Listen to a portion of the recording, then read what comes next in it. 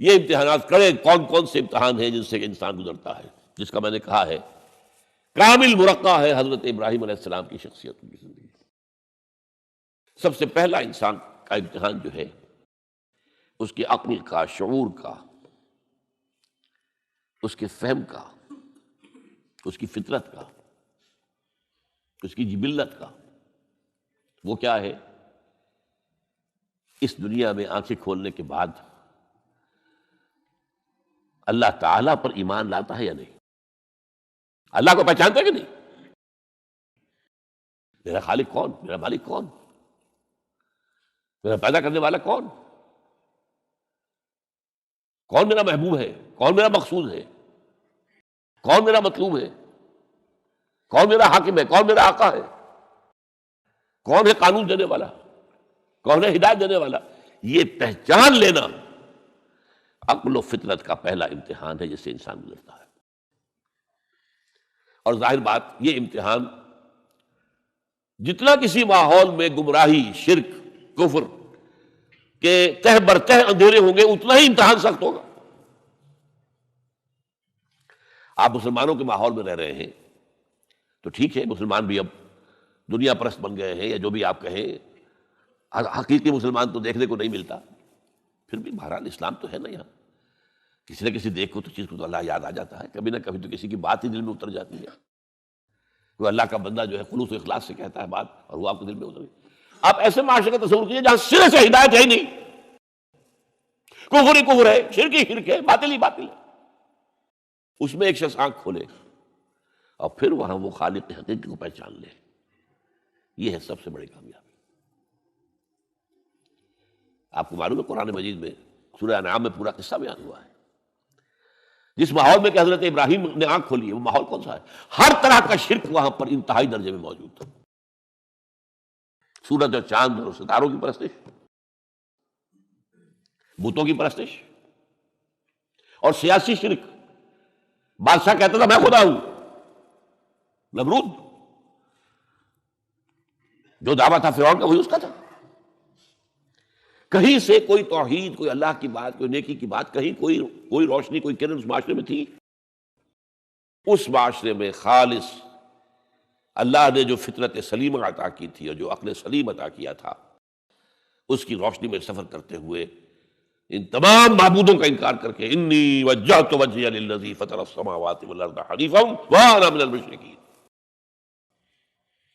میں تمہارے ان معبودوں کو نہیں مانتا، میں ان کی نفی کرتا ہوں، ان سب کا باغی ہوں، یہ سب گمراہی ہے، میں نے اپنا رخ کر لیا ہے ہر طرف سے یکسو ہو کر اس ہستی کی طرف جو آسمان اور زمین کی خالق ہے، سورج کا بنانے والا۔ میں سورج کو نہیں پوچھتا، سورج کے بنانے والے کو پوچھتا ہوں۔ میں چاند کا پجاری نہیں ہوں، چاند کے خالق کا پجاری ہوں۔ یہ ستاروں کا میں پجاری نہیں ہوں، ستاروں کے پیدا کرنے والوں کا، مالک کا میں پجاری ہوں، کائنات کا نہیں ہوں، کائنات کے خالق کا ہوں۔ انی وجہت وجہی للذی فطر السماوات والارض حنیفا وما انا من المشرکین۔ یہ پہلا امتحان ہے۔ دیکھیے اپنے اوپر قیاس نہ کیجیے، آپ جو اللہ نے پیدا کیا مسلمانوں کے گھر میں، آپ کے ایک کان میں پیدا ہوتے ہی آذان کہہ دی گئی، دوسرے میں اقامت کہہ دی گئی، آخر کہیں نہ کہیں تو کوئی اثر اس کا ہوتا ہوگا نا، تبھی تو، ورنہ یہ بے مقصد تو کام نہیں ہے، حضور سے مسنون ہے یہ۔ کیا پتہ ہمارے تحت الشعور کی کون سی ٹیپ جو ہے وہ اس وقت چل رہی ہو اور اس کے اوپر جو ہے یہ نقش ہو گئے، کچھ نہیں کہہ سکتے۔ لیکن وہاں جو کچھ بھی نہیں تھا، کفر ہی کفر، سیاسی شرک، مذہبی شرک، ستارہ پرستی کا شرک، بت پرستی کا شرک، اس میں ایک نوجوان سلیم الفطرت نوجوان، اس نے ان تمام سے رخ موڑ کر ایک اللہ کی ہستی کی طرف۔ اب آپ سوچئے دوسرا امتحان آتا ہے۔ اب حق پر پہنچ تو گئے، حق پر کھڑے رہنا آسان نہیں ہے۔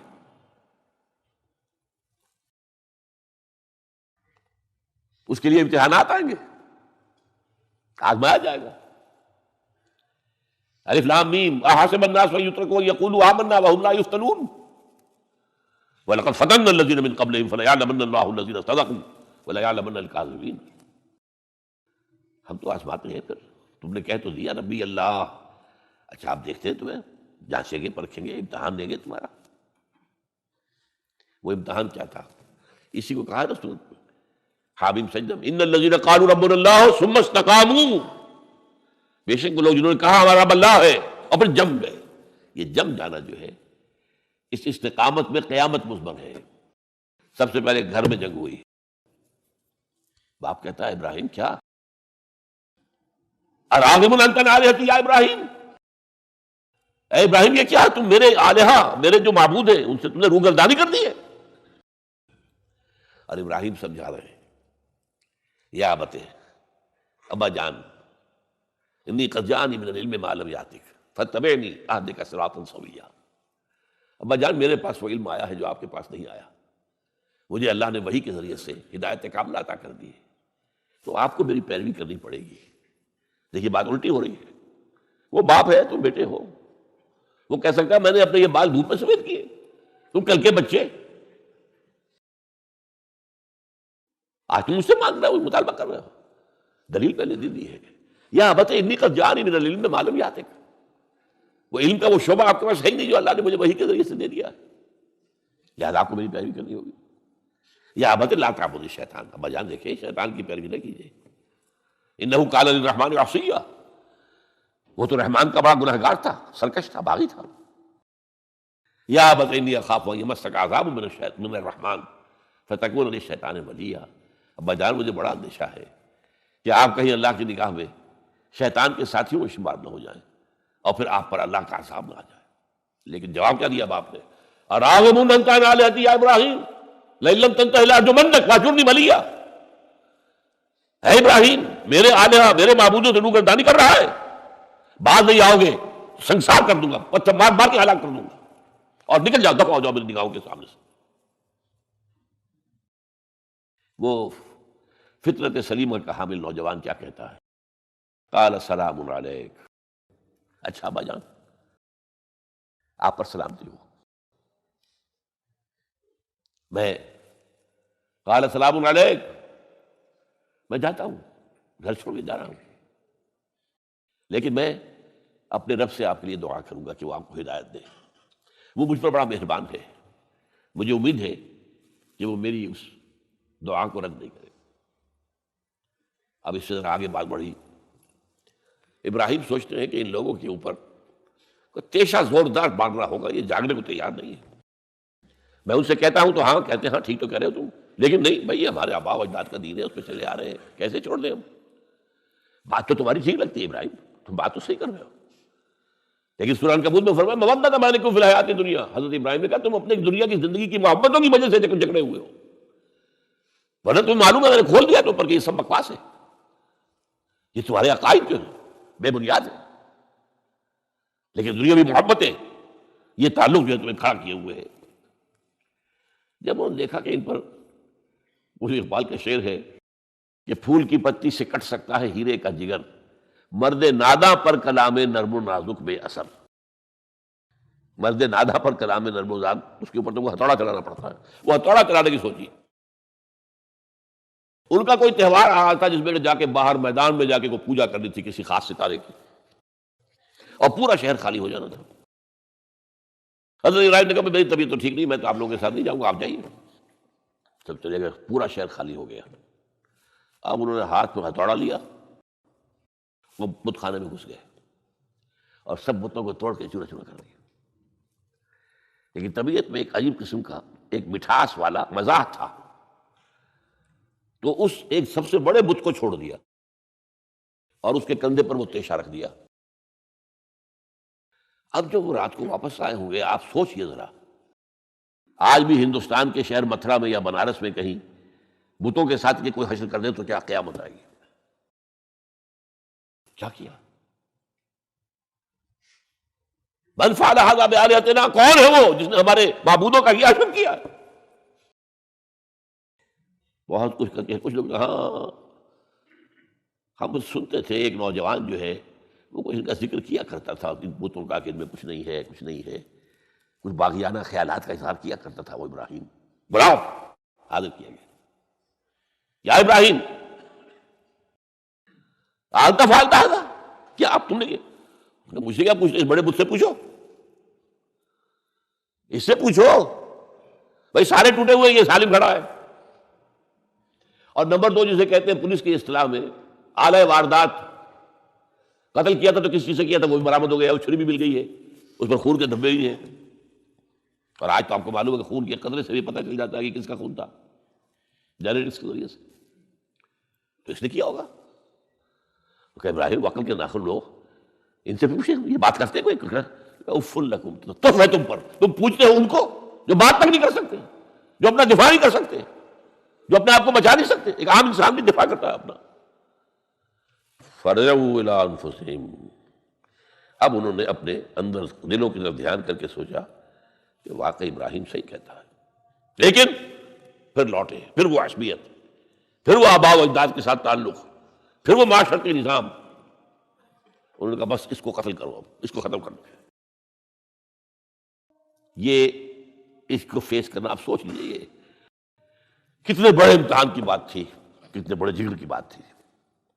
اچھا چونکہ وہاں نظام بھی تھا، بادشاہ کے دربار میں حاضری ہو گئی. ابراہیم ہم نے سنا تم ہمارے سوا کسی کو خدا مانتے ہو؟ جی ہاں. کون ہے وہ خدا؟ فرمایا میرا رب وہ ہے جو زندہ رکھتا ہے اور مارتا ہے. ربی الذی یحیی و یمیت، قال انا احیی و امیت، میں بھی زندہ رکھتا ہوں مارتا ہوں.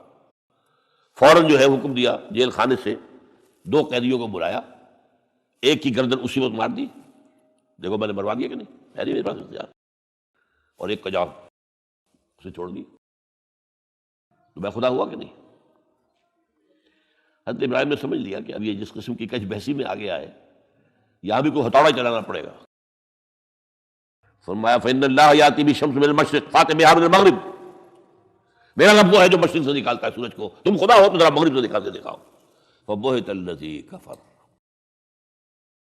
تو وہ جو کافر تھا مبہوت ہو کر اب کیا کہ آئے مائش آئے، فبہت الذی کفر. لیکن میں یہاں پہ جو زور دے رہا ہوں، آپ اس ہمت، اس قوت ارادی کا اندازہ کیجئے جو ایک بڑے زبردست بادشاہ کے میں سامنے کھڑے ہو کر یہ بات کر رہا ہے، اور ڈٹ کر رہا ہے، آنکھوں میں آنکھیں ڈال کر رہا ہے. ان الذین قالوا ربنا اللہ ثم استقاموا تتنزل علیہم الملائکۃ الا تخافوا ولا تحزنوا وابشروا بالجنۃ التی کنتم توعدون. یہ کیفیت. تو پہلا امتحان تو ہے ان مادی غلافوں میں لپٹے ہوئے ہونے کے باوجود حق کو پہچان لینا، اس مادی کائنات میں گم نہ ہو جانا، اس سے ماورا، اس سے بلندتر ہو کر اس ہستی کو پہچاننا جس نے اس کو پیدا کیا. انی وجہت وجہی للذی فطر السماوات والارض حنیفا ما انا من المشرکین. پھر اس پر قائم رہنا، اور بڑے سے بڑا رزق لینا. آپ نے گھر سے نکال دیا، ٹھیک ہے چل جا رہا ہوں. قال السلام علیک ساستغفر لک ربی انہ کان بی حفیہ. موت کو فیس کیا ہے تو اس طرح کیا ہے. کیسا جواب دیا ہو کیسا. میں نے کہا ایک مذاق کا انداز تھا ان کے عمل میں کہ اس سے پوچھو ایک صحیح سالم کھڑا باقی ٹوٹے ہوئے تو کرنے والا یہ سرکمسٹانشل ایویڈنس کیا ہوتا ہو. آج بھی آپ کے یہاں مقدمات کے اندر ایک سرکمسٹانشل ایویڈنس بھی تو ہوتا ہے کہ حالات، قرائن کی کیا گواہی ہے. تو وہ سالم میں باقی سب ٹوٹے ہوئے، دوسرے یہ کہ آلہ جو ہے اس کے پاس سے برآمد ہو رہا ہے، اس کے کندھے پر رکھا ہوا. اور پھر یہ کہ بادشاہ کے دربار میں جا کر جس طرح اس نے انکار کیا ہے اس کی خدائی کا، ان کا ٹھیک ہے اس کو تو اب زندہ آگ میں ڈالو اور یہ گر جائے، ختم کرو اس کو، بسم کرو. اچھا اس کے لیے تیاریاں کی گئی ہے، سورہ صافات میں اس کا ذکر موجود ہے. تو اب حضرت ابراہیم دیکھ رہے ہیں کہ میرے لیے آگ الاؤ تیار ہو رہا ہے بہت بڑا. ایک اوپر مچان بنائی گئی ہے جہاں سے ان کو پھینکنا ہے آگ میں، سب ہو رہا ہے. وہ سب یہ کس لیے کر رہے تھے؟ یہ نوجوان کے ہوش ٹھکانے آ جائیں گے جب آگ دیکھے گا سامنے. ابھی تو کوئی آیا نہیں نا امتحان اس پر. اسی لیے قرآن میں آیا ہے کہ ہم نے ان کو ناکام کر دیا جنہوں نے کہ یہ آزمائش ڈالی تھی. حضرت ابراہیم کود گئے. اقبال کہتا ہے بے خطر کود پڑا آتش نمرود میں عشق، عقل ہے محو تماشائے لبے بام ابھی. دیکھیے یہ 2 عقلیں ہیں، یہ سمجھ لیجیے. ایک عقل وہ ہے جو پہچان لے، ایک عقل وہ ہے جو آگے چلنے سے روکے. دیکھو دماغ ٹھیک نہیں تمہارا، کیا کر رہے ہو؟ اپنی جان سے کھیل رہے ہو، جان سے چلے جاؤ گے. تو عقل جو ہے ایک معنی میں وہ حقیقت کو پہچاننے میں مددگار ہے، اگرچہ منزل تک نہیں پہنچا سکتی. گزر جا عقل سے آگے کہ یہ نور چراغ راہ ہے، منزل نہیں ہے۔ پاس چراغ رکھا ہے تو روشنی تو ہو جائے گی نا، کچھ نہ کچھ دکھا دے گی، بس یہ چراغ راہ ہے، یہ آخری منزل تک عقل نہیں پہچان سکتی۔ یہ تو فطرت انسانی ہے، قلب ہے، روح انسانی ہے، وہ پہچانتی ہے۔ اور عقل گو آستان سے دور نہیں، اس کی قسمت میں پر حضور نہیں، حاضری نہیں ہوتی وہاں۔ اللہ تک پہنچانے والی شے عشق ہے، اللہ کی محبت ہے۔ آگے چلنے سے تو عقل روکتی۔ عقل کا لفظ جو ہے وہ اس سے پہلے یقیناً کئی مرتبہ میں نے یہاں پہ بیان کیا ہوگا۔ عقل کے معنی ہے روکنے والی۔ یہ جو سعودیز جو ہے وہ اپنے سروں کے اوپر ایک باندھتے ہیں، کوئی سنہری رنگ کا ہوتا ہے، کچھ ہوتا ہے اس کو اپنے رومال کے اوپر، اس کو اقال کہتے ہیں، اقال۔ یہ ان کی پرانی بدویانہ، جب ان کو کھانے پینے کو بھی نہیں ملتا تھا، بھوکے پیاسے ننگے پاؤں ننگے بدن رہتے تھے، اس وقت ایک رواج ہے۔ ان کی ساری زندگی جو ہے گھومتی تھی اونٹ کے گرد، اونٹی کا گوشت کھا لینا ہے، اونٹی کا دودھ پی لینا ہے، اونٹ کے اوپر سواری کر لینی ہے، اونٹ کی کھال سے جو ہے وہ خیمے بنا لینے ہیں، اونٹ کے بالوں سے اپنے لیے کوئی کمبل بنا، اونٹ ہی اونٹ تھا۔ جیسے ہمارے یہاں پنجاب میں جس علاقے کو کہا جاتا ہے جو جانگلی علاقہ، وہ بھینس ہی بھینس تھی، بھینس کا کلچر تھا وہاں، بھینس کا دودھ پی لیا، بھینس کے مکھن سے کھا لیا، لسی سے نہا لیے، اور یہ ساری چیزیں جو ہے بھینس کا گوشت کھا لیا، بھینس ہی بھینس تھی۔ اور کیا تھا؟ یہ مجھ کلچر تھا یہاں کا سارا، یہ جو آپ کے یہاں جانگلی کہلاتے ہیں۔ یہ تو آباد کار آئے ہیں جلندھر سے، ہوشیارپور سے، گرداسپور سے، وہ آباد کاروں نے آ کے پھر یہاں پر جو ہے وہ ساری چیزیں بتائی ہیں، ورنہ یار کس کو پتہ جانتے، گڑ نہیں جانتے، گڑ کس بلا کا نام نہیں جانتے، چینی تو بہت دور کی بات ہے، گڑ نہیں جانتے۔ تو ان کا کیا معاملہ تھا؟ اونٹ ہے۔ اب اونٹ کا یہ ہے کہ جب بدو سواری کر کے جا رہا ہے، ایک جگہ پر اترا ہے، اسے پیشاب کرنا ہے، کچھ اور کرنا ہے، اب اس خطرے سے کہ کہیں اونٹ بھاگ نہ جائے، اس کے ایک گھٹنے کو ایک رسی سے باندھ دیتا تھا۔ اب 3 پاؤں رہ گئے، 3 پاؤں سے اچک تو سکتا ہے، وہ بھاگ تو نہیں سکتا، تو اچک کر وہ اگر کہیں آس پاس درخت ہے، کیکر کا درخت ہے، تو وہ ناشتہ کچھ کر لے، کھا لے، کوئی حرج نہیں ہے، ایک بھاگے نا۔ تو وہ جو رسی سے اونٹ باندھتے تھے، اس کا گھٹنا، وہ اب کیا ہوا؟ اب اسے جانا ہے سفر پر دوبارہ، وہ جائے گا، وہ رسی وہاں سے کھول کے سر پہ باندھ لے گا، کاٹ کے رسی کو۔ یہ اقال۔ اب وہ سنہری بھی ہوتے ہیں، کیا کیا خوبصورت ہوتے ہیں، لاکھوں روپے کا ہوتا ہے، لیکن تہذیبی پس منظر اس کا یہ ہے۔ اب ظاہر بات ہے کہ وہ تو لوگ، اس لیے حدیث میں یہ لفظ آیا ہے۔ ایک مرتبہ حضور مسجد نبی میں تشریف فرما تھے، باہر کوئی بدو آئے صحابی باہر سے، اور انہوں نے اپنے اونٹ کا یا اونٹنی کا گھٹنا نہیں باندھا، اسے ویسے ہی چھوڑ کے اندر آ گئے۔ حضور نے فرمایا تم نے اس کا گھٹنا کیوں نہیں باندھا؟ جواب دیا میں نے اللہ پر توکل کیا۔ فرمایا غلط، اعقلھا ثم توکل، پہلے اس کا گھٹنا باندھو پھر توکل کرو۔ وسائل کا استعمال ترک کر دینا توکل نہیں ہے۔ ہاں یہ سمجھو کہ وسائل کے ذریعے سے نہیں ہوگا، جو بھی کچھ ہوگا اللہ کی کیے سے ہوگا، لیکن وسائل کا استعمال تو کرنا ہے۔ وہ توکل اسلام میں نہیں جو رہبانیت کا توکل ہے۔ بہرحال تو یہ اب جو ہے عقل جو ہے، اب اس وقت جو کہ بے خطر کود پڑا آتش نمرود میں عشق، عقل ہے محو تماشائے لبے بام، ابھی عقل تو وہیں پر کھڑی ہوئی ہے، سوچ رہی ہے کودنا چاہیے کہ نہیں کودنا چاہیے، اور ابراہیم کود بھی چکا۔ لوگ حیران رہ گئے، لیکن اللہ نے اس آگ کو گل و گلزار بنا دیا۔ قلنا یا نار کونی بردن وسلام علی ابراہیم۔ اب آیا چوتھا امتحان کہہ لیجیے اس کو۔ یہ رسولوں کے باب میں اللہ کا قاعدہ ہے، اس قوم کی طرف کسی رسول کو بھیجیں، اگر وہ قتل کرنے پر آمادہ ہو جائے رسول کو، تو پھر وہاں سے ہجرت کی اجازت ہوتی ہے۔ جیسے حضور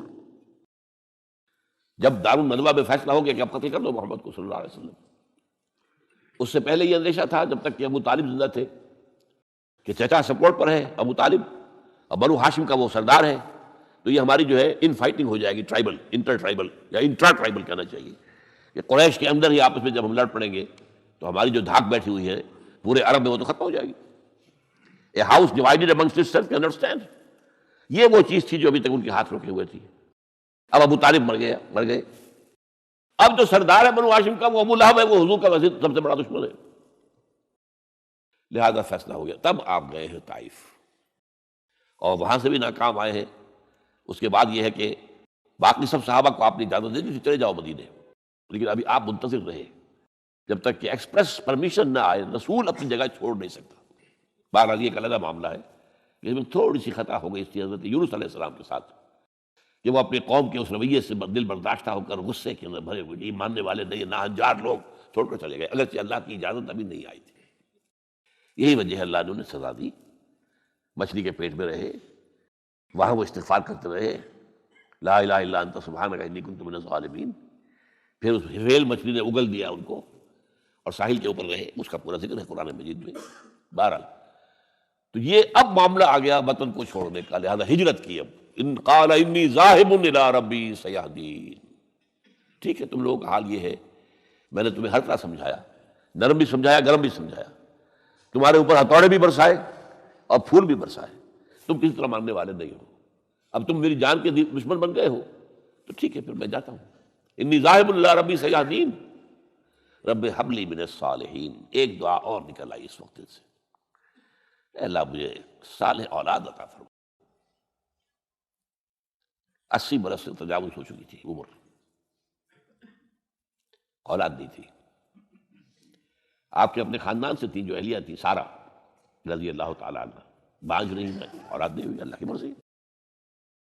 بہرحال حضرت ابراہیم کے ساتھ ہجرت کرنے والوں میں حضرت سارہ بھی تھی آپ کی اہلیہ، حضرت لوط بھی تھے آپ کے بھتیجے، اور حضرت لوط کی اہلیہ بھی تھی۔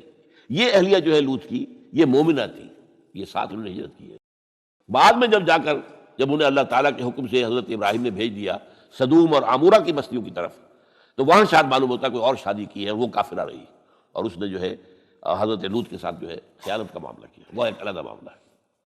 بہرحال اس وقت جو دعا کی رب ہب لی من الصالحین، اس کے جواب میں اللہ نے فوراً ہم نے اسے ایک غلامن فبشرناہ بغلام حلیم، ہم نے انہیں بشارت دے دی ایک بہت ہی بردبار، حلیم الطبع، متحمل مزاج بیٹے کی۔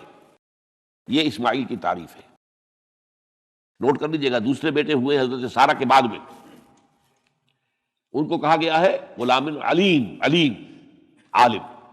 حضرت اسماعیل کے لیے کہا گیا ہے غلام حلیم، بہت بڑے حلیم، متحمل مزاج، بہت بادشاہ۔ اس کا بھی تھوڑی سی داستان بیان کر دوں۔ حضرت سارہ کہا کہ یہاں اولاد نہیں تھی، حضرت ابراہیم ہجرت کر کے آئے تھے، کہاں سے پیدا کہاں ہوئے تھے؟ شہر یہ جو عراق کا اس وقت کا سب سے بڑا شہر تھا، صدر مقام تھا، وہاں پیدا ہوئے تھے۔ وہاں سے ہجرت کر کے کہاں آئے؟ شام میں علاقہ، خاص طور پر فلسطین کا جو ہے کنعان، یہاں آ کر آپ نے ڈیرا اپنا جما لیا، اور اس کے قریب میں ہی 2 بستیاں تھیں جہاں پر کہ وہ سوڈومی والا معاملہ جو ہے آپ کو معلوم ہے، بدترین جو ہے گندگی تھی ان کے اندر، جہاں حضرت لوط علیہ السلام کو بھیجا۔ پھر انہوں نے ایک سفر کیا مصر کا، اس کی وجہ بھی سمجھ لیجئے۔ مصر میں اس وقت جو خاندان حکمران تھا وہ عرب تھا، اصلا وہ مصری نہیں تھے، وہ فرائضہ نہیں تھے، وہ مصر کے تھے، عرب سے آ کر لوگوں نے قبضہ کیا تھا۔ تو حضرت ابراہیم وہاں گئے، وہاں ان کی بڑی پذیرائی ہوئی۔ ایک حادثہ سا بھی ہوا کہ یہ اندیشہ تھا کہ کہیں حضرت سارہ بہت خوبصورت تھی، تو کوئی بادشاہ جو ہے، ان بادشاہوں کے اپنے انداز ہوتے ہیں، تو کوئی جو ہے کوئی غلط حرکت نہ کرے۔ تو کہا کہ سارہ سے کہا کہ میں جب یہ مجھ سے پوچھے گا یہ کون ہے تو میں کہہ دوں گا میری بہن ہے، نہیں میں کہوں بیوی تو پھر تو وہ کہے گا ٹھیک ہے بھائی اب میں لیتا ہوں اس کو، بہن ہے۔ بہرحال اس میں جو بھی ہوا، اللہ تعالیٰ نے حضرت سارہ کی عزت بھی بچائی۔ وہ معجزہ دیکھا حضرت ابراہیم کی طرف سے جو اللہ نے پیش کیا، جیسے حضرت سارہ کو مصر کے بادشاہ کی اس غلط نیت سے بچائے رکھا۔ پھر اس شخص نے جو ہے اپنی بیٹی حاجرہ یہ خدمت میں پیش کی۔ یہ حاجرہ کنیز نہیں تھی، یہ اصل میں یہودیوں نے مشہور کر دیا ہے۔ یہودی کہتے ہیں کہ اصل بیوی تو تھی حضرت سارہ، اور سارہ کے ہاں اولاد بعد میں ہوئی ہے، وہ ہے اسحاق کے بیٹے ہیں یعقوب کی اولاد ہم ہیں، تو اصل تو ابراہیم کی اولاد ہم ہیں۔ حاجرہ جو ہے تو کنیز تھی، لوڈی تھی، لہٰذا اس کی وہ عزت ہی نہیں، اسماعیل کی وہ عزت ہی نہیں، اسماعیل کا وہ مقام ہی نہیں۔ یہ یہودیوں کا قول ہے، لیکن وہ اصل میں کنیز نہیں تھی، وہ بیٹی تھی، شہزادی تھی۔ بلکہ تاریخ نے اپنے آپ کو پھر دہرایا ہے کئی ہزار سال بعد۔ حضور نے صلح حدیبیہ کے بعد جب خطوط لکھے ہیں دعوتی بادشاہوں کے نام، شہنشاہ ایران، شہنشاہ روم، مقوقس مصر، نجاشی حبشہ، خطوط لکھے، تو مقوقس جو ایک طرح کا بادشاہ تھا، پیٹریارک تھا، جو الیگزینڈریا کا، اس نے اکرام کیا حضور کے جو سفیر تھا، ان کا بڑی عزت کی، احترام کیا، اور پھر حضور کی خدمت میں 2 جو ہے خواتین کو بھی بھیجا۔ اب اس زمانے میں یہی رواج دنیا کے اندر چلتے تھے، اور یہ گھوڑا بھیجا دلدل، وہ جو حضور صلی اللہ علیہ وسلم کا بہترین گھوڑا تھا، تو انہی میں سے ایک کنیز جو ہے ان سے حضور نے نکاح کیا، ماریہ قبطیہ، اور ماریہ قبطیہ سے اللہ نے اولاد دی حضور کو عمر کے آخری درجے میں، حضرت ابراہیم نام رکھا ان کا۔ نوٹ کیجیے، سائیکل مکمل ہو رہا ہے۔ ابراہیم گئے تھے مصر، وہاں سے ہاجرہ آئی اور اس سے اسماعیل ہوئے، اسماعیل سے یہ ساری نسل چلی، محمد پیدا ہوئے، محمد کے نکاح میں پھر مصر سے آئی ہوئی ایک خاتون آئی ہے ماریہ قبطیہ، ان سے جو پیدا ہوئے ان کا نام ابراہیم رکھا۔ تو یہ گویا کہ یہ ایک عجیب سائیکل ہے۔ بہرحال لیکن جب حضرت سارہ نے دیکھا کہ میرے ہاں تو اولاد نہیں ہو رہی، تو حضرت ابراہیم سے کہا کہ میں آپ ہاجرہ کے ساتھ آپ جو ہے ضرور شوقت معاملہ قائم کر لیجئے، تو اللہ آپ کو ان کے ذریعے سے اولاد دے دے، مجھے تو امید نہیں ہے کہ میرے ہاں اولاد ہو۔ تو اس پر حضرت ابراہیم نے ان کے ساتھ وہ رشتہ قائم کیا اور اللہ نے اسماعیل جیسا بیٹا دے دیا۔ اب اللہ تعالیٰ نے حکم دیا ہاجرہ اور اپنے اس بیٹے کو لے جاؤ اور جاؤ وہاں بواد غیر ذی زرع، جاؤ وہاں حجاز کی اس وادی کے اندر، وادی غیر ذی زرع، وہاں ان کو چھوڑ دو۔ اب یہ امتحان دیکھیے، توکل کا امتحان حضرت ابراہیم لے آئے، کوئی متنفس نہیں، کوئی گھاس تک پیدا نہیں ہو رہی، کوئی درخت کا ہونا تو اور بڑی بات ہے کہ کھجور کا درخت ہو یا کوئی اور درخت بھی نہیں، پانی نہیں، پانی کا ایک مشکیزہ تھا ابراہیم کے پاس، وہ چھوڑ دیا، کچھ کھجوریں تھی وہ دے دی اور چلے۔ حاجرہ پوچھتی ہمیں کس کے پاس سارے چھوڑ کے جا رہے ہیں؟ کہنے لگے اللہ کے۔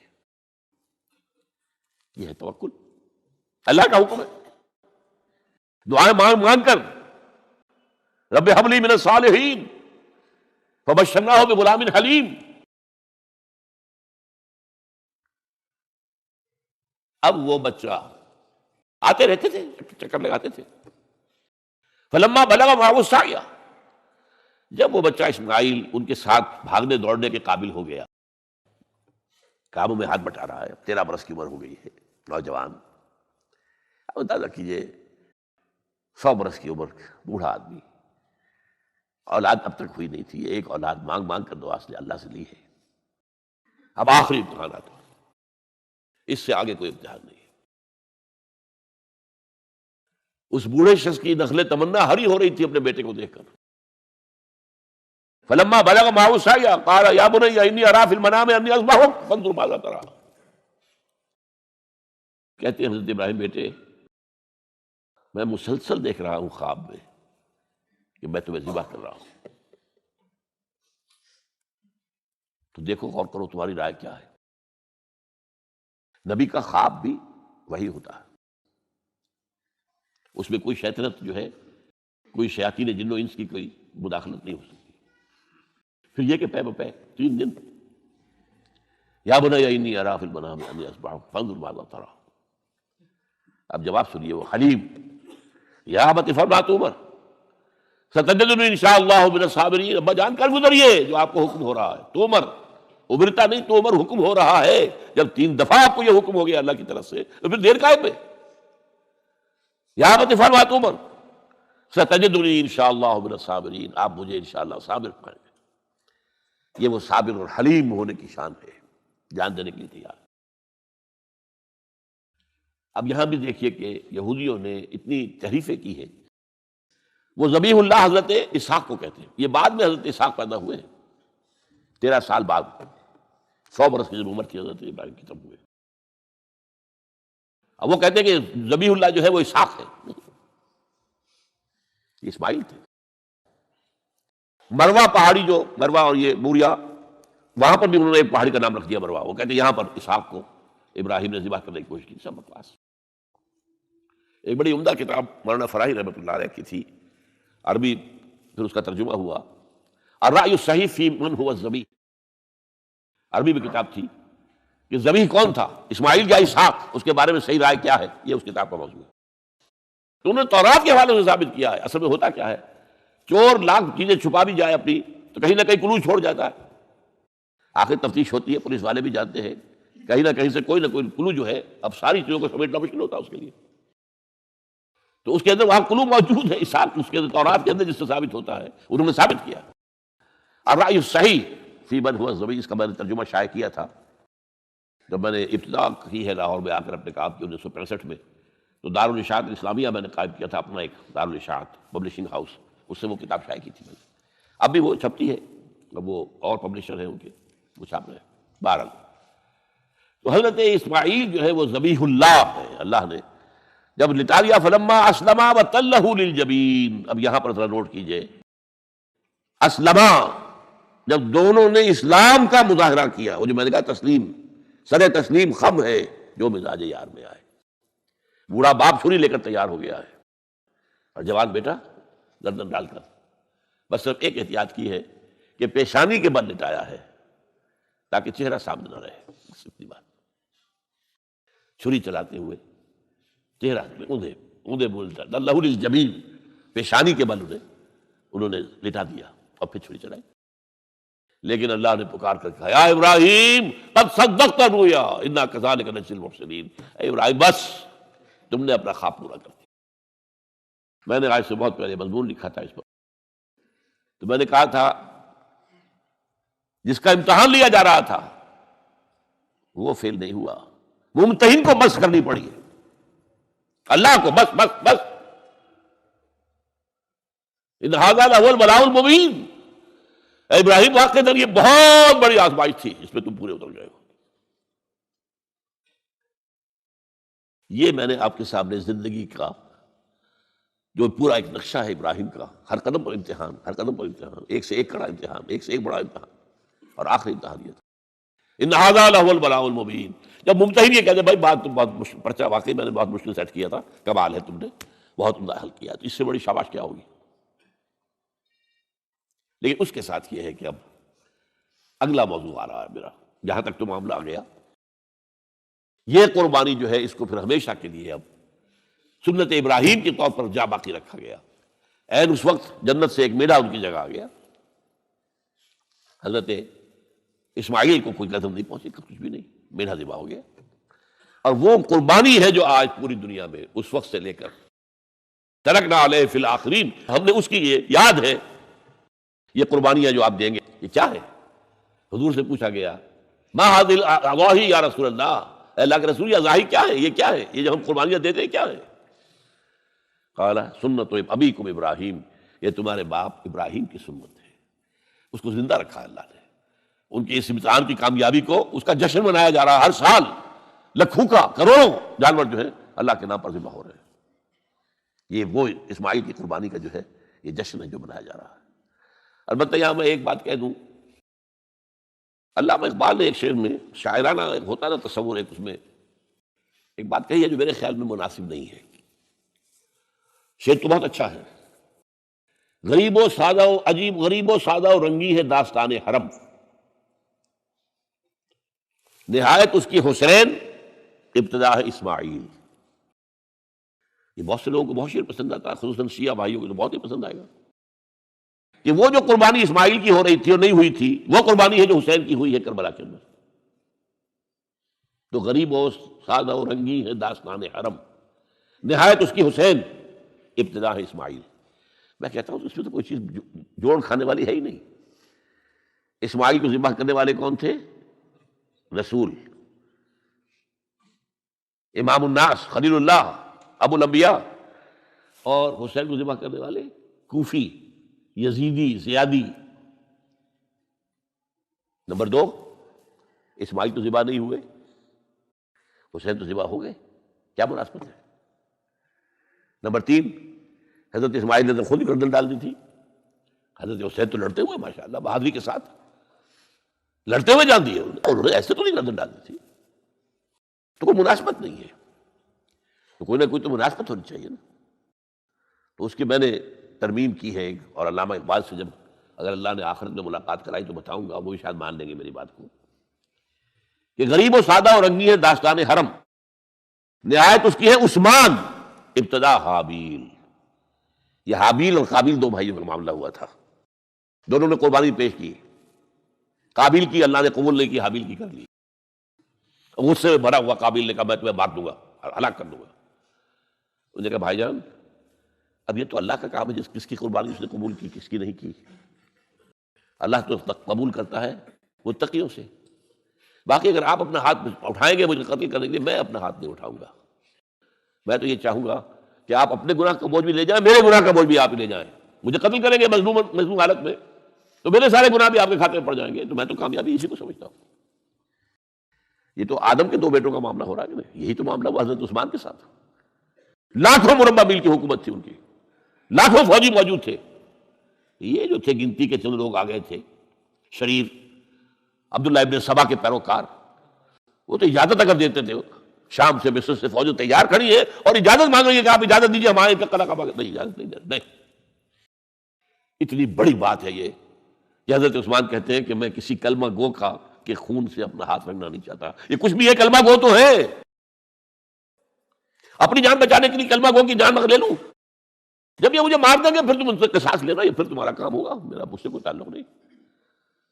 تو وہ ہیں کہ جو اصل میں جن کو پھر شہید کیا گیا، اور قابیل نے حابیل کو شہید کیا. تو یہ تو مناسبت ہوئی نا کہ جس طریقے سے اس نے کہہ دیا تھا حابیل نے کہ بھائی جان میں تو ہاتھ نہیں اٹھاؤں گا، آپ جو مرضی کیجیے.